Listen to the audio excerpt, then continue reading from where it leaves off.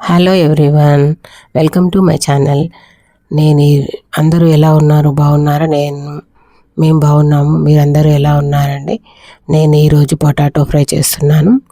దానికోసం పొటాటోను స్మాల్ పీసెస్గా చేసుకొని వాటర్లో వేసుకుంటున్నాను. పొటాటోస్ వాటర్లో వేయకుంటే అవి కొంచెం రెడ్డిష్ కలర్లో వస్తాయి.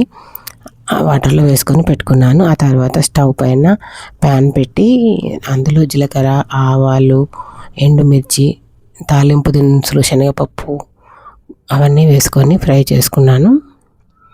ఆ తర్వాత ఫ్రై చేసుకోవాలి. ఆ తర్వాత జింజర్ గార్లిక్ పేస్ట్ వేసుకోవాలి. నా దగ్గర జింజర్ గార్లిక్ పేస్ట్ అయిపోయిందండి. దానికోసం కొంచెం ఇన్స్టెంట్గా తయారు చేసుకుంటున్నాను. కొంచెం గార్లిక్, కొంచెం జింజర్ వేసుకొని ఇలా దంచేది స్మాల్ది ఉందండి, దాంట్లో వేసుకొని ఫ్రై చేసుకుంటున్నాను. ఆ తర్వాత టర్మరిక్ వేసుకోవాలి. పసుపు వేసుకొని అన్నీ ఫ్రై అయ్యాక మనం ఇందాక కట్ చేసుకొని పెట్టుకున్న పొటాటోస్ కూడా వేసుకొని ఫ్రై చేసుకోవాలి. పొటాటోస్ కొంచెం మగ్గడానికి కొంచెం టైం పడుతుంది. ఈలోపు మనం ఇంకేదైనా వర్క్ ఉంటే చేసుకోవచ్చు. పొటాటోస్ ఫ్రై అయ్యాక మధ్యలో కలుపుకోవాలి, లేకపోతే అడుగంటిపోతుంది.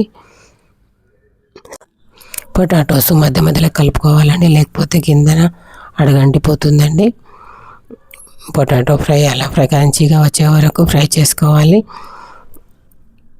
నేను ఆనియన్స్ వేయలేదండి.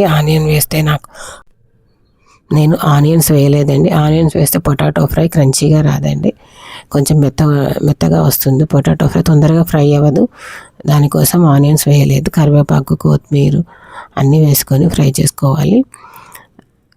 కొంచెం టైం పడ్డాక సాల్ట్ వేసుకోవాలి. కొంచెం ఫ్రై అయ్యాక సాల్ట్ వేసుకొని ఆ తర్వాత ఇంకొంచెం ఫ్రై చేసుకోవాలి. సాల్ట్ అయిపోయాక తర్వాత ధనియాల పొడి, కొబ్బరి పౌడర్ అండ్ కారం, ఉప్పు మళ్ళీ టేస్ట్ చూసుకొని ఉప్పు కూడా వేసుకోవాలి. నేను ప్రతి కర్రీలో ధనియాల పొడి, కొబ్బరి పౌడర్ కంపల్సరీ వేస్తానండి. కొబ్బరి కొంచెం హెల్త్కి మంచిది కదండి, అందుకోసం అండి. ఓకేనా అండి? ఇలా ఫ్రై చేసుకొని, ఆ రోజు సాటర్డే రోజు నేను కొబ్బరి ఫ్రై అండ్ తోటకూర పప్పు చేశాను.